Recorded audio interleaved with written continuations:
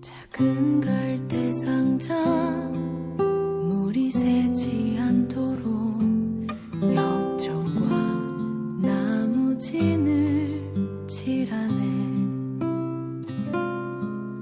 어떤 맘이었을까 그녀의 두 눈엔 눈물이 흐르고 흘러. 동그란 눈으로 엄마를 보고 있는 아이와 입을 맞추고 상자를 덮고 가까이에 띄우며 간절히 기도했겠지. 정처 없이 강물에 흔들흔들 흘러내려가는 그 상자를 보며 눈을 감아도 보이는 아이와 눈을 맞추며 주저앉아 눈물을 흘렸겠지. 너의 삶의 창주인, 너의 참 부모이신 하나님 그 손에 너의 삶을 맡긴다. 너의 삶의 창주인, 너를 이끄시는 주 하나님 그 손에 너의 삶을 드린다.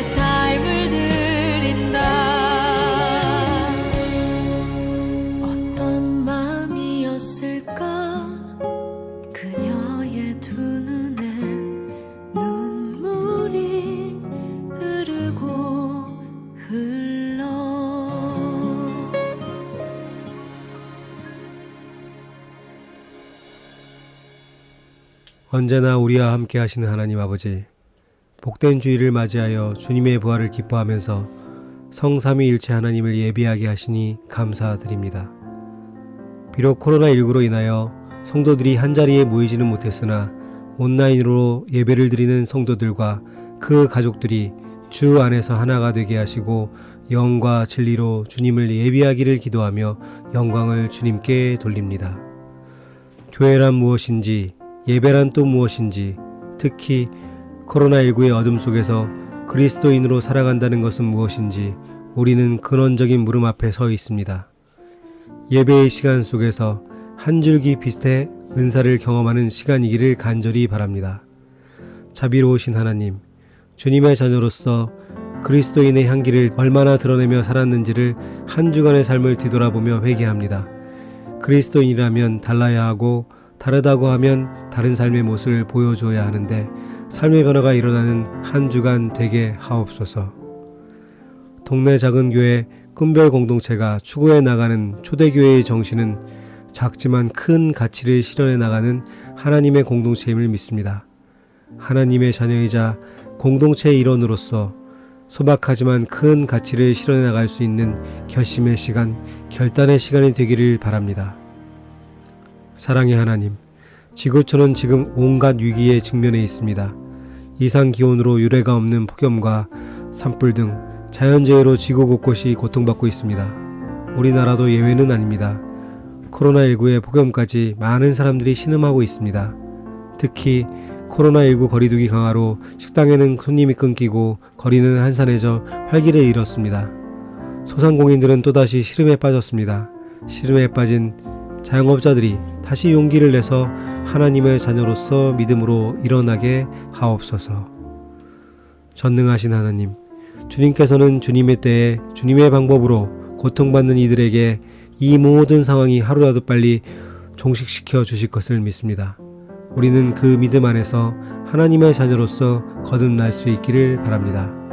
거룩하신 하나님, 이 시간 주님께서 세우신 김종일 목사님을 통하여 들려주시는 주님의 음성을 사모합니다. 말씀을 대언하는 목사님을 성령의 권능으로 충만하게 하셔서 주님께서 맡겨주신 말씀을 담대히 전하게 하옵소서. 생활 속에 함께 하시는 하나님, 이 예배는 성령님께서 시작부터 끝까지 인도하고 계십니다. 그리스도인은 기도가 삶이고 삶의 기도를 통해서 하나님의 손길을 느낄 수 있습니다.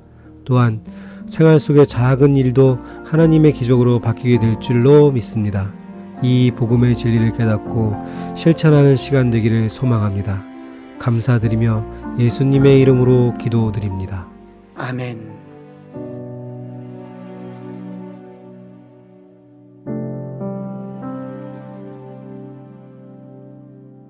그러므로 생각하라.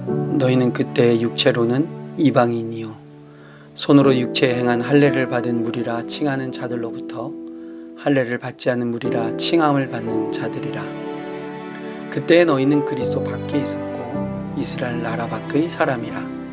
약속의 언약들에 대하여는 외인이요 세상에서 소망이 없고 하나님도 없는 자이더니 이제는 전에 멀리 있던 너희가 그리스도 예수 안에서 그리스도의 피로 가까워졌느니라.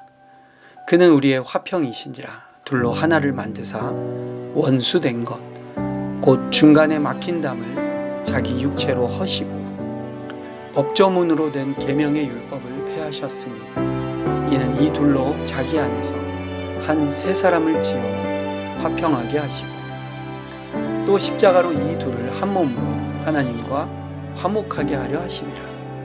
원수된 것을 십자가로 소멸하시고 또 오셔서 먼 데 있는 너희에게 평안을 전하시고 가까운 데 있는 자들에게 평안을 전하셨으니 이는 그로 말미암아 우리 둘이 한 성령 안에서 아버지께 나아감을 얻게 하려 하심이라. 그러므로 이제부터 너희는 외인도 아니요 나그네도 아니요 오직 성도들과 동일한 시민이요 하나님의 권속이라. 너희는 사도들과 선지자들의 터 위에 세우심을 입은 자라. 그리스도 예수께서 친히 모퉁이 돌이 되셨느니라. 그의 안에서 건물마다 서로 연결하여 주 안에서 성전이 되어가고 너희도 성령 안에서 하나님이 거하실 처소가 되기 위하여 그리스도 예수 안에서 함께 지어져 가느니라. 아멘.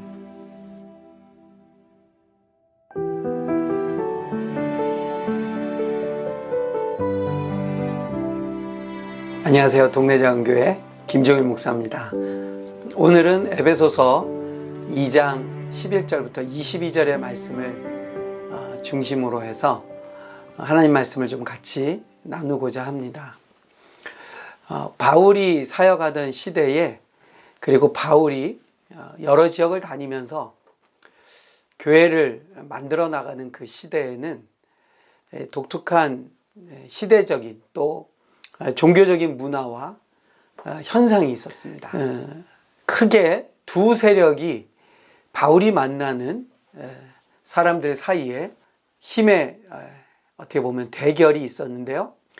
대표적인 것은 바로 바울의 그 어떻게 보면 혈통과 그의 가문과 그의 정체성을 이루고 있는 유대인들의 삶과 유대인들의 문화와 유대인들의 신앙 공동체가 있고요. 반면에 또한 바울이 가지고 있던, 그가 그 시대의 지성인으로 또 그 시대의 사람으로서 굉장히 특권이라고 할 수 있는 그 권리를 하나 가지고 있던 것이 바로 로마의 시민권이었고요. 다른 말로 말하면 로마가 지배하고 로마의 문화와 그리고 영향권 속에 있는 그 일대의 나라들을, 그리고 여러 지방들을 바울이 다니게 되었다는 사실이죠. 그래서 우리가 성경을 보면 바울이 말하는, 또 바울이 상대하는 많은 사람들은 이 두 세계 속에 끼어 있는 사람들이 종종 많이 나타났습니다. 그래서 바울은 자기 자신의 정체성을 어떻게 이야기하냐면, 자기는 유대인들보다는 이방인들을 향한 사도라고 이렇게 말하면서 그의 사역을 진행해 나갔던 것이죠. 그런 면에서 보면 바울은 이 두 세계 속에서, 그리고 그 두 세력 간의 갈등과 또 여러 가지 미묘한 긴장 관계 속에서 탁월하게 복음을 전한 사람이라고 우리가 말할 수 있겠습니다. 오늘 먼저 우리가 유대인의 관점에서 보자면, 현재 유대인들은 어떻습니까? 구약 말라기서 이후로, 그리고 예수님의 시대를 올 때까지 약 400년 동안 여러 세력들에 의해서 나라를 바로 세워나가지 못하는 상황 속에 있었습니다. 남유다와 북이스라엘이 멸망하고 각각 바벨론과 아수르에 의해서 포로로 잡혀가고 고향을 잃어버렸던 그런 민족이었죠. 그들이 돌아왔음에도 불구하고 그들은 또 어떤 일이 벌어집니까? 이후에 헬라 제국에 의해서 또 지배를 받게 되죠. 그 사이에 또 메데와 파사라는 그러한 또 나라들이 나타나게 되고요. 헬라 제국이 무너지면서 잠시 또 그 사이에 혁명을 일으켜서 독립을 이룬 것 같았던 유대가 또다시 로마에 의해서 지배받는 그러한 시대로 그들이 이어져 가고 있었죠. 그래서 그들은 구약에서 그들이 누렸던 종교적인 또 신앙적인 자유나 그들이 꿈꿔오고 그들이 만들어가고자 했던 예루살렘을 중심으로 한 하나님의 나라가 그들로 인해서 이루어진다는 것을 도저히 기대할 수 없는 상황에 빠져 있었던 것이죠. 그런 면에서 그들은 지금도 여전히 그들의 신앙적 자유나 그들이 가지고 있는 어떠한 국가 또 정치적 자유를 여전히 회복하지 못한 상태에 있습니다. 그럼에도 불구하고 유대인들이 가지고 있던 굉장히 독특하고 그들만의 아주 강력한 조직 또 공동체가 하나 있었죠. 그것은 바로 그들이 포로기 시절에도 불구하고 해외에 추방당하거나 또는 나라를 빼앗겼음에도 불구하고 그들이 흔들리지 않고 갖고 있었던 야훼 신앙이 그들에게는 있었습니다. 그리고 그것을 유지시켜주고 계속해서 계승할 수 있도록 만들어준 것은 바로 해외에 또 여러 지방에 흩어져서 세워져 있는 바로 유대인들의 공동체인 이 회당이라는 것이 있었습니다. 그래서 여러분 이 당시에 아주 독특한 차별이라는 것이 하나 있었다고 볼 수가 있죠. 로마 시대로 본다면 로마인들에게 있어서 유대인들은 차별받는 2등 시민 국가였죠. 로마의 시민권이 없는 유대인들은 식민지 국가의 또 식민지 부족의 부족원들에 불과했고요. 여러 가지로 차별을 받았고요. 또 정치적인 경제적인 자유를 누릴 수가 없었고 식민지 국가로서 지배당하는 위치에 있었습니다. 그러나 반면 유대인들의 관점에서 그들이 유일하게 또 그들이 누구에게도 지지 않고 유대인으로서의 권리와 유대인으로서의 우위를 점할 수 있는 공간이 하나 있었습니다. 그 공간은 다름 아닌 그들이 여러 곳에 세워놓은 바로 회당이라는 그러한 신앙의 커뮤니티 센터였습니다. 이 공간에서는 적어도 유대인들이 우위를 점하고 있었죠. 유대인들만이 하나님이 선택한 백성이고 그 하나님이라는 존재, 야훼라는 그 절대자가 바로 이 유대인들을 통해서 구원을 이루신다는 그 신앙의 체계가 회당 안에서는 존재하고 있었다는 것입니다. 그렇기 때문에 이 유대인이 가지고 있는 회당의 문화와 정치, 사회, 경제적으로는 로마의 지배 아래에 있는 이 지중해의 많은 지역들 안에는 세상적으로 일상생활 속에서는 로마의 지배 아래에 있지만 유대교 신앙이라는 것을 갖기 원하고 유대교 신앙이라는 공간인 회당 안에 들어가면 그 어떤 존재도 유대인들보다는 앞서거나 유대인들을 지배할 수 없는 공간이 바로 회당 안에 존재하고 있었다는 것이죠. 여러분, 그런 면에서 보면 회당에는 분명한 차별이 있었습니다. 그 차별의 기준은 무엇이었느냐? 바로 할례라는 의식이었죠. 그래서 할례를 받은 남자들은 예배당, 이 회당의 중심에 앉을 수 있고요. 그리고 할례를 받은 이방인들도 함께 예배를 참여할 수 있었습니다. 그러나 유대교 신앙은 갖고 있지만 할례를 받지 못한 또는 할례 받기를 아직 주저하거나 머뭇거리고 있는 그 외 헬라 사람들 또 아시아의 사람들은 이 외곽에 바깥쪽에 앉을 수밖에 없었습니다. 그리고 그 안에서는 할례 받은 유대인이 갖는 놀라운 특권, 그리고 그들이 바로 하나님이 선택한 백성이라는 그 의식이 무섭도록 강고하게 자리를 잡고 있었다는 사실입니다. 이러한 속에서 바울은 오늘 이런 말을 하고 있는 것입니다. 바울의 메시지는 그러면 과연 누구를 대상으로 한 것일까요? 아마도 이 두 세계를 다 알고 있는, 또 이 두 세계 속에 속해 있는 사람들이 1차적인 목표였다고 생각이 됩니다. 왜냐하면 바울이 복음을 전하는 어느 도시나 어느 지역이나 가면 첫 번째 복음을 전하기 위해서 그가 방문한 곳은 바로 이 유대인들의 회당이었기 때문이죠. 그 유대인들의 회당에서 바울의 메시지는 랍비라는 자격으로 전해질 수 있었습니다. 그리고 랍비는 당연히 토라와 그리고 여러 선지서와 시가서의 말씀을 전할 수 있는 자격과 권한이 있는 자였거든요. 그렇기 때문에 회당에 들어갔을 때 바울은 랍비라는 자격으로 말씀을 전하게 될 때에 어떤 말씀을 전했겠습니까? 당연히 그 안에서 2등 시민 취급받는, 그 안에서 우위를 점할 수 없는 할례받은 이방인들 또는 할례받지 못한 이방인들, 그러나 야훼 신앙에 대해서 관심이 있거나 그것을 따르려고 하는 자들이 1차적인 복음을 전하는 대상들이었다는 것이죠. 그런 면에서 보면 오늘 말씀은 굉장히 분명하게 다가옵니다. 11절은 이렇게 시작됩니다. 그러므로 생각하라. 너희는 그때의 육체로는 이방인이요 손으로 육체에 행한 할례를 받은 무리라 칭하는 자들로부터 할례를 받지 않은 무리라 칭함을 받는 자들이라. 이 말씀 무슨 말씀입니까? 할례가 바로 헬라인이냐 유대인이냐 또는 선택받은 백성이냐 선택받지 못한 백성이냐를 가름하는 중요한 기준이 무엇이었냐면 바로 이 회당에서는 할례가 기준이었다는 것입니다.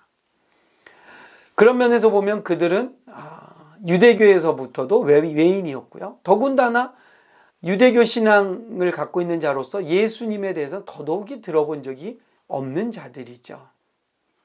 여기서 바울은 이 할례를 기준으로 해서 하나님의 백성과 하나님의 백성이 아니라고 말하는 유대인의 관습과 그들의 관념을 아주 보기 좋게 무너뜨리는 논리를 제시하고 있습니다.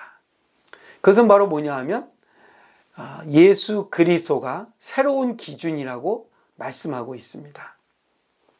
13절 이렇게 나가죠. 이제는 전에 멀리 있던 너희가 그리스도 예수 안에서 그리스도의 피로 가까워졌느니라.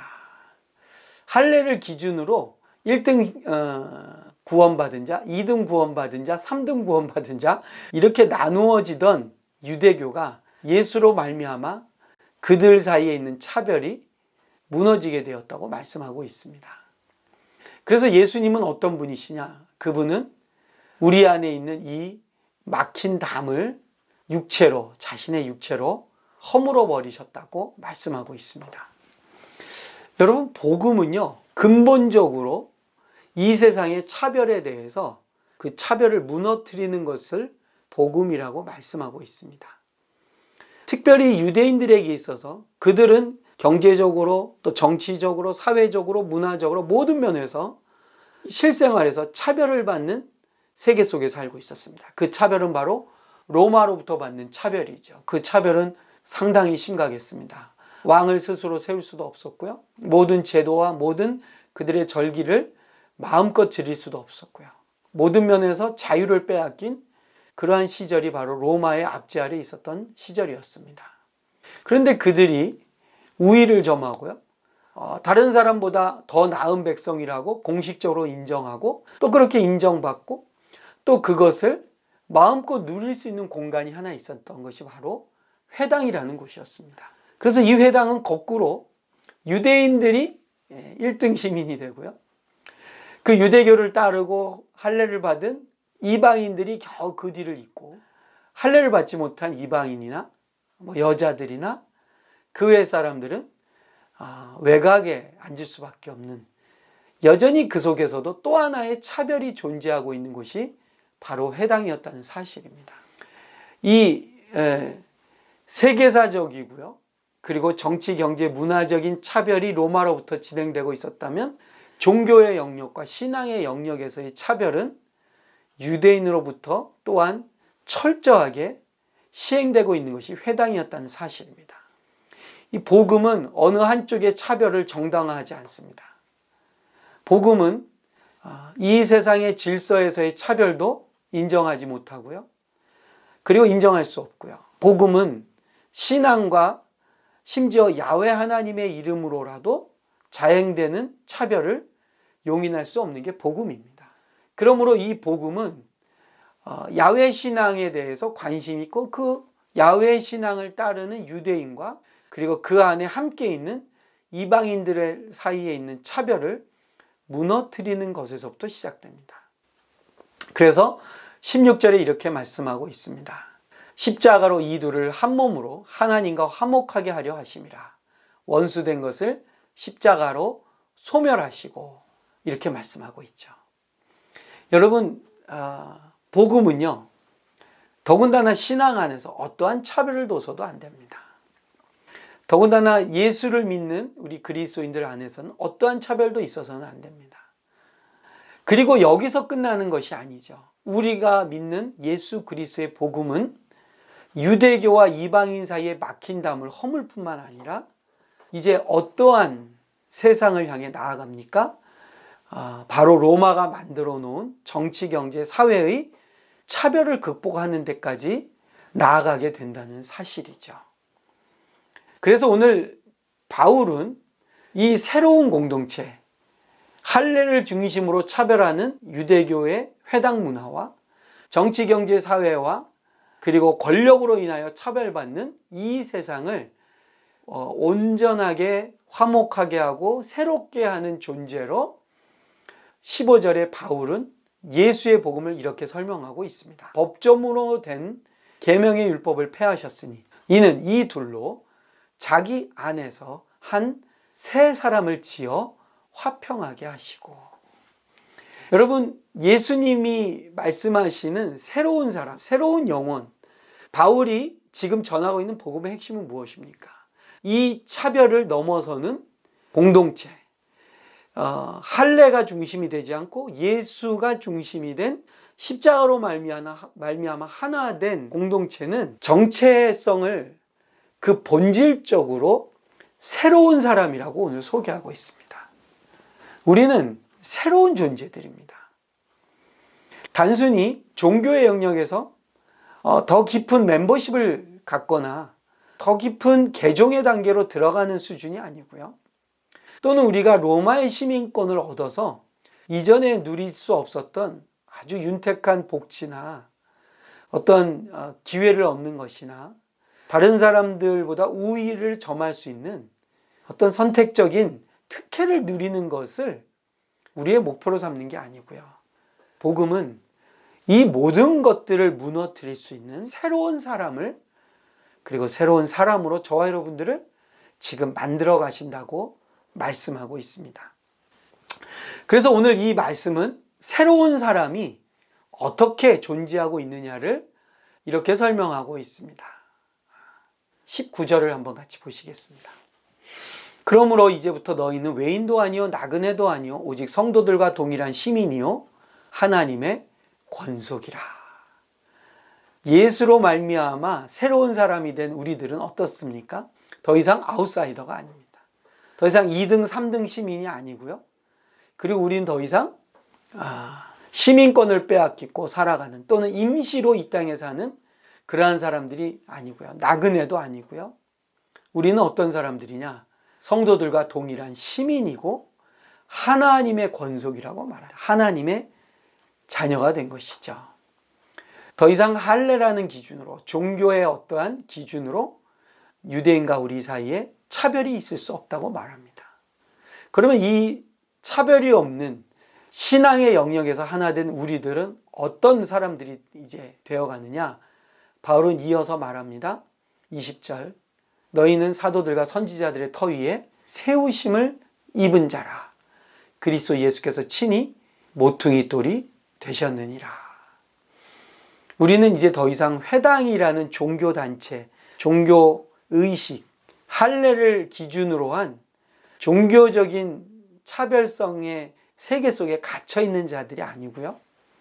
우리는 이제 사도들과 선지자들이 가르치고 우리에게 전한 그 복음을 기초로 해서 세워지는 새로운 존재라고 말하는데, 여기서부터 바울은 놀랍게도 이 새로운 사람들이 모여서 이루어지는 것을 새로운 건물로 우리에게 소개하고 있습니다. 그런 면에서 보면 이제 우리 그리스도인들은 회당이라는 건물, 회당이라는 공간에서의 종교성을 뛰어넘어서 새로운 공동체인 새로운 건물을 지어져 가고 있다고 우리에게 소개하고 있습니다. 그것은 바로 어떤 건물, 어떤 공간이냐면요, 예수님이 모퉁이 돌이 되신 공간이라고 말씀하고 있습니다. 그 예수님이 모퉁이 돌이 되어주신 그 건물은 놀랍게도 21절에 이렇게 말씀하고 있습니다. 그의 안에서 건물마다 서로 연결하여 주 안에서 성전이 되어가고. 놀랍지 않습니까? 유대인들이 그토록 원하던 성전이 결국에는 오염되고 타락하고, 포로기가 끝나고 돌아와서도 성전을 지었지만 성전에서의 예배와 성전에서의 절기를 통해 하나님의 통치는 회복이 결코 되지 않고 있었습니다. 그리고 그들이 포로가 되어서 세계 여기저기 흩어져서 그 신앙을 유지하기 위해서 만들어낸 회당도 더 이상 성전의 역할을 대신하지 못한다고 바울은 담대하게 선언합니다. 그러면서 놀랍게도요, 하나님의 임재가 다시금 보여지고 하나님의 역사가 다시금 나타나는 그 성전은 지역적으로 또는 공간적으로 예루살렘도 아니고요, 그 신앙을 유지하면서 포로기에 세워져 있던 회당도 아니고요, 바로 예수가 모퉁이 돌이 되어서 만들어져 가고 세워져 가는 새로운 공동체, 새로운 사람들인 저와 여러분이 바로 성전이라고 바울은 담대하게 선언하고 있습니다. 그래서 오늘 본문 22절은 이렇게 결론 맺고 있습니다. 너희도 성령 안에서 하나님이 거하실 처소가 되기 위하여 그리스도 예수 안에서 함께 지어져 가느니라. 우리 안에서는 더 이상 차별이 있을 수 없습니다. 우리 안에서 서로 계급이 있을 수도 없습니다. 우리 안에서는 모두가 함께 연결되어야 합니다. 그리고 우리는 함께 지어져야 됩니다. 그 말은 무엇입니까? 우리들 누구도 필요 없는 존재는 없습니다. 성도인 저와 여러분 누구나 다 우리는 하나님 나라에 필요한 존재들입니다. 우리 안에는 어떠한 차별도 있을 수 없습니다. 왜냐하면 우리 모두는 하나님의 성전의 중요한 부품들, 그리고 부분들, 그리고 중요한 연결고리들이기 때문이죠. 그래서 우리는 놀랍게도 하나님의 임재가 나타나는 성전으로 함께 지어져가는 새로운 공간, 새로운 공동체로 부름받았다는 것을 오늘 바울이 말씀하고 있습니다. 여러분, 이 세상에는 수많은 차별이 있습니다. 그리고 그 차별이 당연하다고 말하는 사람들이 있습니다. 그러나 교회는 그 차별이 가장 강력했던 유대인 회당 안에서, 그리고 이 세상의 그 어떤 제국보다도 로마와 기타의 다른 식민지 국가 간의 그 심한 차별을 자행했던 로마 시대에 그 차별을 무너뜨리고 모두가 다 하나님의 거룩한 성전으로 세워져가는 새로운 존재라고 선언하고 선포하는 복음으로 이 세상을 변화시켜 나갔습니다. 그리고 그것이 바로 복음의 능력입니다. 사랑하는 성도 여러분, 그 공동체가 바로 우리 교회입니다. 교회는 회당도 아니고요. 교회는 유대인들이 바라던 예루살렘 성전도 아닙니다. 그리고 교회는 또한 정치적인 권력의 집단도 아니고요. 이 세상의 경제, 사회, 문화를 지배하는 권력을 획득하는 것이 교회의 목표도 아닙니다. 교회는 그러한 것들이 만들어내는 수많은 차별을 무너뜨리고 그 어떠한 차별도 용납하지 않는, 그러므로 말미암아 오히려 하나님의 백성으로 이 세상이 충만해지는 그 하나님의 나라를 만드는 하나님의 소중한 도구로 교회가 세워진 줄로 믿습니다. 교회인 저와 여러분, 우리가 이러한 새로운 세계, 새로운 세상을 준비하는, 그리고 새로운 사람들로 세워져가는 그러한 교회로 우리 시대에 다시 한번 쓰임받기를 주님의 이름으로 간절히 축복드립니다. 감사합니다. 김종일 목사였습니다.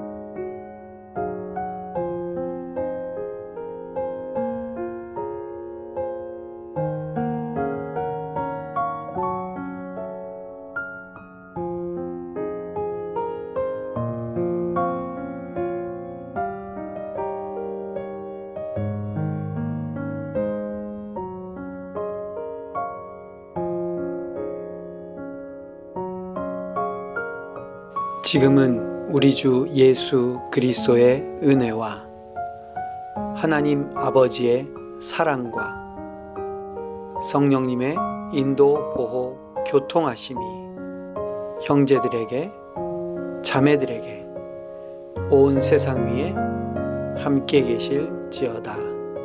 아멘.